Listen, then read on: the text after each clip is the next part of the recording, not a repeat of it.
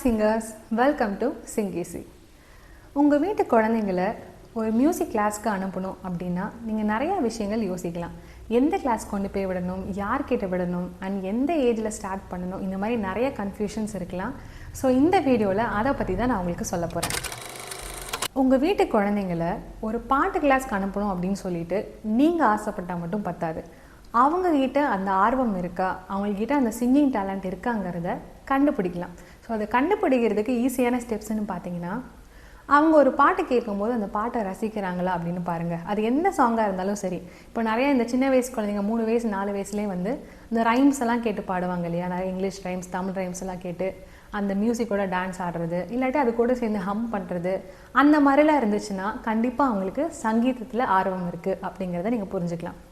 And இன்னொரு step என்னென்னா, ஒரு பாட்டை கேட்கும் போது மட்டும் இல்லை, வேறு ஏதாவது விளையாடிட்டு இருக்கும் போதோ, வேறு ஆக்டிவிட்டீஸ் பண்ணும்போதோ அவங்க வந்து தானாக பாட்டு பாடுவாங்க, ஹம் பண்ணுவாங்க. அந்த மாதிரிலாம் இருந்துச்சுன்னா கண்டிப்பாக அவங்களுக்கு சிங்கிங்கில் ரொம்ப இன்ட்ரெஸ்ட் இருக்குது அப்படிங்கிறது அர்த்தம். 4 வயசில் ஒரு மியூசிக் கிளாஸ்க்கு நீங்கள் கொண்டு போய் விடலாம்.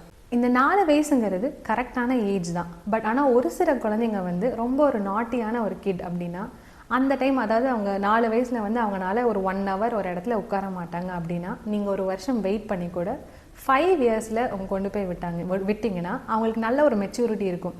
அதாவது இந்த டீச்சர்ஸ் சொல்கிறத லிசன் பண்ணி திருப்பி ஒபே பண்ணுற மாதிரி ஒரு டிசிப்ளின் அவங்களுக்கு வந்துடும். பிகாஸ் நீங்கள் 4 வயசில் ஸ்கூலில் கொண்டு போய் விடுறீங்களா, ஸோ அப்போவே வந்து அவங்களுக்கு வந்து ஒரு டிசிப்ளின் வந்து அவங்களுக்கு தெரிய வரும். ஒரு டீச்சர்னால் இப்படி சொல்கிறாங்க, அவங்க சொல்கிறத நம்ம கேட்கணும், நம்ம அவங்க சொல்கிறதுக்கு ரெஸ்பாண்ட் பண்ணணும், அவங்க சொல்கிற விஷயத்தை நம்ம கேட்டு ப்ராக்டிஸ் பண்ணணும், அந்த மாதிரி ஒரு புரிதல் வந்துருச்சுன்னா நீங்கள் ஒரு 5 வயசில் கொண்டு போய் விட்டிங்கன்னா, அதே மாதிரி எழுதுறதுக்கும் அவங்களுக்கு தெரிய வந்துச்சுன்னா இன்னும் சூப்பர் ப்ளஸ்ஸாக இருக்கும். எப்படின்னா, இப்போ ஒரு பாட்டு டீச்சர் வந்து சொல்கிறாங்க அப்படின்னா கிளாஸில் சொல்கிற விஷயங்களை வந்து என்னதான் புக் இருந்தாலும் அந்த பாட்டை ரீட் பண்ணுறதுக்கு அவங்களுக்கு தெரியணும். இப்போ சரிகமா பதனிசான்னு இருக்கா, அதை எழுத்து கூட்டி படிக்க தெரிஞ்சிச்சுன்னா அவங்களால இன்னும் ஈஸியாக கற்றுக்க முடியும். என்னதான் கேட்டு கற்றுக்கிட்டாலும் எழுத தெரிஞ்சாதான் வீட்டுக்கு வந்து அவங்க ப்ராக்டிஸ் பண்ணுவாங்க இல்லையா.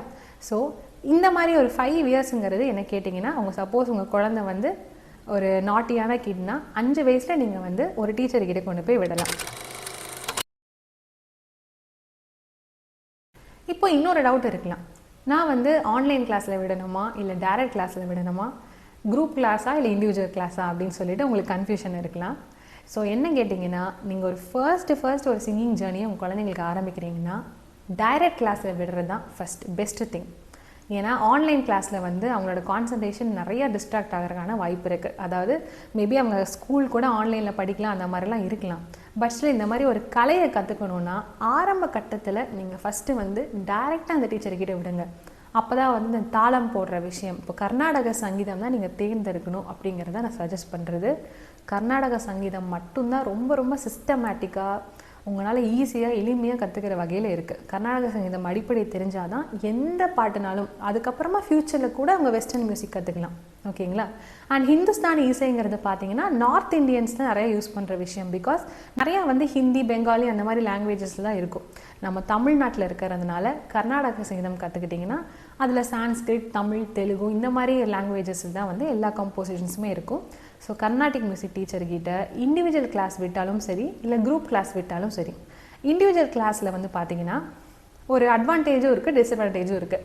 இப்போ இண்டிவிஜுவல் கிளாஸ்னால் அந்த குழந்தைக்கு வந்து சீக்கிரமாக போர் அடிக்கிறதுக்கான பாசிபிலிட்டியும் இருக்குது. அதாவது டீச்சர் சொல்கிறது கண்டினியூஸாக அவங்க வந்து அவங்களே கான்சன்ட்ரேட் பண்ணி கவனிச்சிட்டு இருக்கிற மாதிரி இருக்கும். ஒரு 1/2 hourக்கு மேலே கண்டிப்பாக அவங்களோட மைண்ட் வந்து டிஸ்ட்ராக்ட் ஆகும். அப்போ வந்து அவங்க ஒரு மாதிரி போரிங்காக ஃபீல் பண்ணுவாங்க, இல்லை தூக்கம் வந்துடும். இந்த மாதிரி பிரச்சனைகள்லாம் ஏற்படுறதுனால நீங்கள் வந்து ஒரு குரூப் கிளாஸில் விட்டிங்கன்னா மற்ற குழந்தைங்க பாடுறதை பார்த்து அவங்க பாடுவாங்க. அவங்க எப்படி பாடுறாங்க, இப்போ அக்கா எப்படி பாடுறாங்க, அண்ணா அப்படி பாடுறாங்க அப்படின்னு சொல்லிட்டு அவங்க பாடுறதை பார்த்து அவங்க இன்ஸ்பயர் ஆகி அவங்களும் ஆட்டோமேட்டிக்காக அந்த விஷயத்தை கற்றுக்குவாங்க. ஸோ அதனால் இப்போ உங்களுக்கு இண்டிவிஜுவல் அட்டென்ஷன் தான் வேணும், என் குழந்தை நல்லா கவனிப்பாங்க, நல்லா கான்சன்ட்ரேஷன் பண்ணுற ஒரு கிட்டு, ஸோ அந்த டீச்சர் வந்து இண்டிவிஜுவல் அட்டென்ஷன் வேணும் அப்படின்னா நீங்கள் தாராளமாக இண்டிவிஜுவல் கிளாஸில் கொண்டு போய் விடலாம்.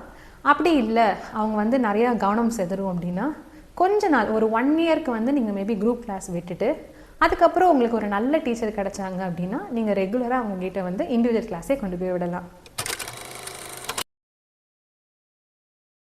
இன்னொரு முக்கியமான விஷயம், நீங்கள் ஃபர்ஸ்ட் சூஸ் பண்ணுற குருங்கிறது ரொம்ப இம்பார்ட்டன்ட். ஏன்னா என்னோட லைஃப்பில் நான் நிறையா என்னோட டிஸ்அட்வான்டேஜ் என்னன்னு பார்த்தீங்கன்னா, எனக்கு வந்து ப்ராப்பராக ஒரு குரு அமையவே இல்லை.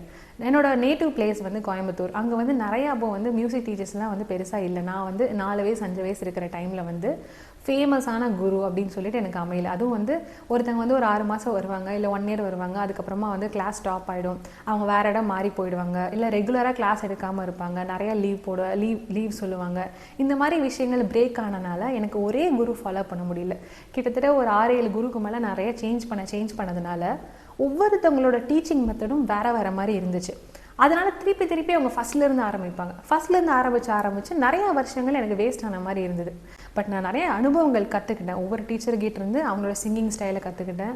அண்ட் நிறையா வருஷங்கள் திருப்பி பாடினனால எக்ஸ்பீரியன்ஸ் எனக்கு ஆச்சே தவிர நிறையா வருஷங்கள் வேஸ்ட்டாக போயிடுச்சு. அதனால் நீங்கள் ஃபஸ்ட்டு எங்கே ஆரம்பிக்கிறீங்களோ அது ஸ்டார்டிங் குருவே வந்து நல்ல ஒரு எக்ஸ்பீரியன்ஸ்டாக இப்போ அவங்களால வந்து ஒரு அட்வான்ஸ் லெவல் வரைக்கும் அவங்களால பாட முடியும், அவங்களோட சிங்கிங் எப்படி இருக்குன்னு சொல்லிட்டு அவங்களோட ப்ரொஃபைலை ஃபஸ்ட்டு பார்த்துட்டு அதுக்கப்புறமா செலக்ட் பண்ணுங்கள். ஸோ கண்டிப்பாக அவங்களோட ஜேர்னி ரொம்ப சூப்பராக அமையும்.